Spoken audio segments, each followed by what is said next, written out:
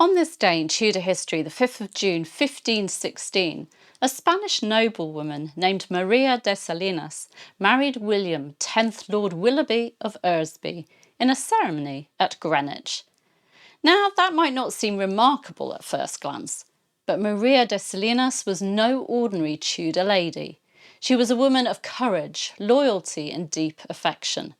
Her story is one of devotion that culminated in a perilous journey through foul winter weather just to be at the side of her dying friend, none other than Queen Catherine of Aragon. Let me tell you more about this extraordinary woman. Maria de Salinas was Spanish. She was the daughter of Martin de Salinas and Josefa González de Salas.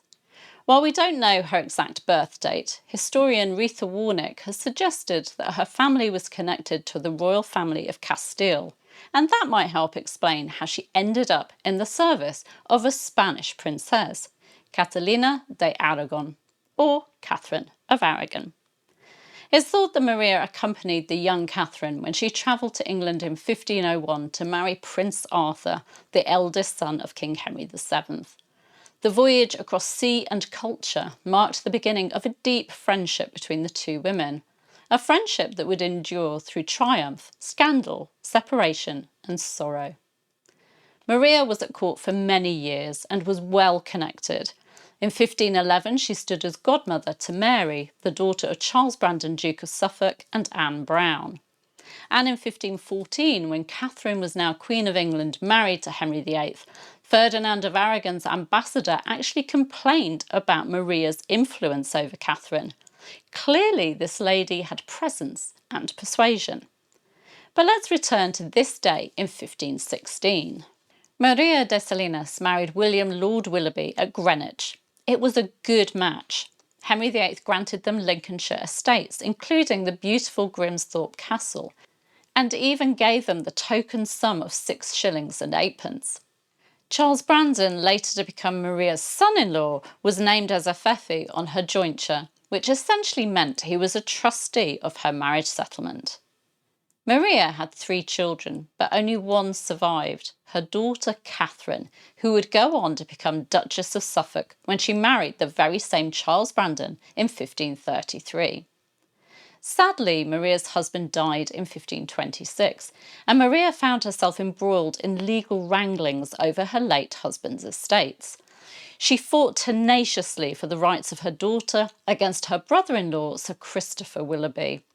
Sir Thomas More himself was involved in helping to settle the matter, and the marriage alliance between young Catherine and the powerful Duke of Suffolk helped swing things in Maria's favour. But it's Maria's loyalty in the final days of Catherine of Aragon that really stands out.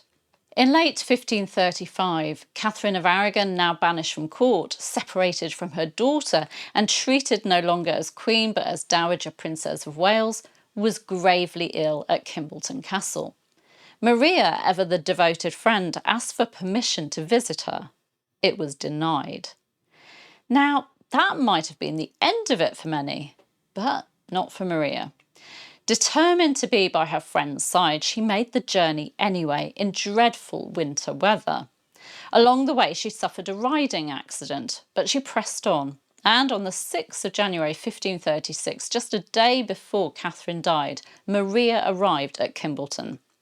She was greeted by Catherine's warder, Sir Edmund Bedingfield. Now, Bedingfield was a Catholic, and he was sympathetic to Catherine. Maria told him that she had been given permission to visit, but she'd lost the papers during her riding accident. Whether or not that was true, we'll never really know, but Bedingfield believed her, or perhaps chose to believe her, and Maria was allowed inside. She was there for Catherine's final hours. After years of shared youth, of life at the English court, of exile and heartbreak, the two women were together again at the end. Catherine of Aragon died the very next day, on the 7th of January 1536. And Maria's loyalty didn't end there. She and her daughter, the new Duchess of Suffolk, were present at Catherine's funeral at Peterborough Abbey on the 29th of January. We don't know exactly when or where Maria de Salinas died, but records suggest that she passed away in May 1539, And although her grave is lost to history, her story, especially that final act of love and loyalty, deserves to be remembered. Maria de Salinas, a noblewoman, a mother, a fighter, and above all, a true and steadfast friend. Thank you for joining me today to remember this remarkable lady. And if you enjoyed learning about Maria, please do give this video a like and subscribe for more stories from Tudor history. I'll see you very soon. Take care. Bye-bye.